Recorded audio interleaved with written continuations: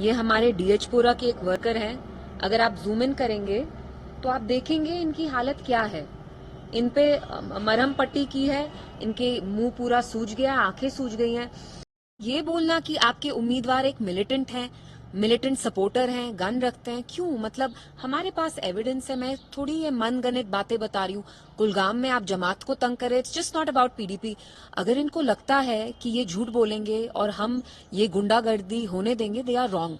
We are going to seek action and seek accountability from them कि आप बाकी parties को, उनके वर्कर्स को ऐसे हरास नहीं कर सकते हैं। पिताजी, आपने कल नेशनल कॉन्फ्रेंस में इल्जाम लगाया कि उनके जो वर्कर्स है वो पीडीपी पर हमला कर रहे हैं, लेकिन सकीना यतूजी ने बोला कि ये बिल्कुल झूठ है, इसमें कोई सच्चाई नहीं। देखिए, मेरे पास एविडेंस है। ये हमारे डीएचपुरा के एक वर्कर हैं। अगर आप जूम इन करेंगे तो आप देखेंगे इनकी हालत क्या है। इन पे मरहम पट्टी की है, इनके मुंह पूरा सूज गया, आंखें सूज गई हैं। एंड ये बोलना कि आपके उम्मीदवार एक मिलिटेंट हैं, मिलिटेंट सपोर्टर हैं, गन रखते हैं, क्यों? मतलब हमारे पास एविडेंस है। मैं थोड़ी ये मनगढ़ंत बातें बता रही हूँ। कुलगाम में आप जमात को तंग करें, it's just not about PDP.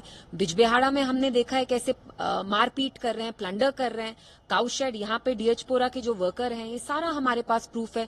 कल शोपियान में भी ये शॉप्स जला रहे थे। तो अगर इनको लगता है कि ये झूठ बोलेंगे और हम ये गुंडागर्दी होने देंगे, they are wrong. We are going to seek action and seek accountability from them कि आप बाकी पार्टीज को, उनके वर्कर्स को ऐसे हरास नहीं कर सकते हैं। आपको भी पता है 10 साल के बाद इलेक्शन हुआ, रिजल्ट भी हो गए, तो कैसे देखते हैं आप गवर्नमेंट फॉर्मेशन को as a leader?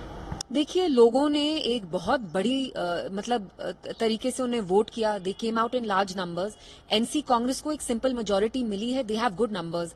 Now people expect कि जो उन्हें वादे किए थे उस पे वो डिलीवर करें, फुलफिल करें, जो भी कुछ बोला है।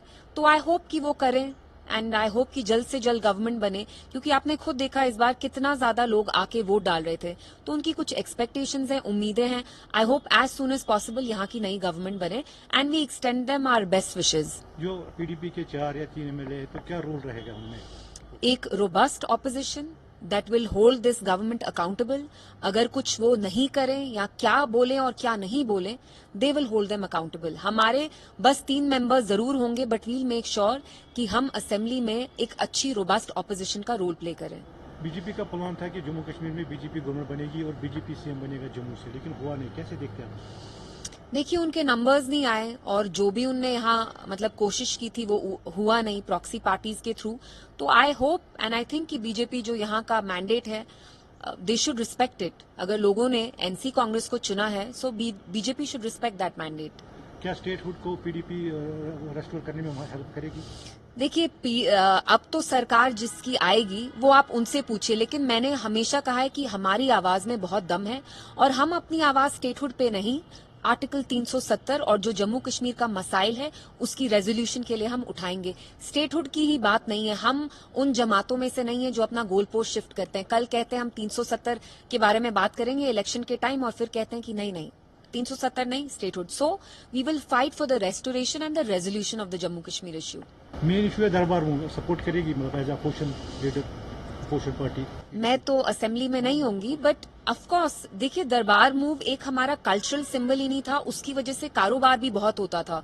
जम्मू के जो लोग हैं जो यहाँ से जाते थे, you know, they would make money. It was very, it gave entrepreneurs a chance, you know, they could make money.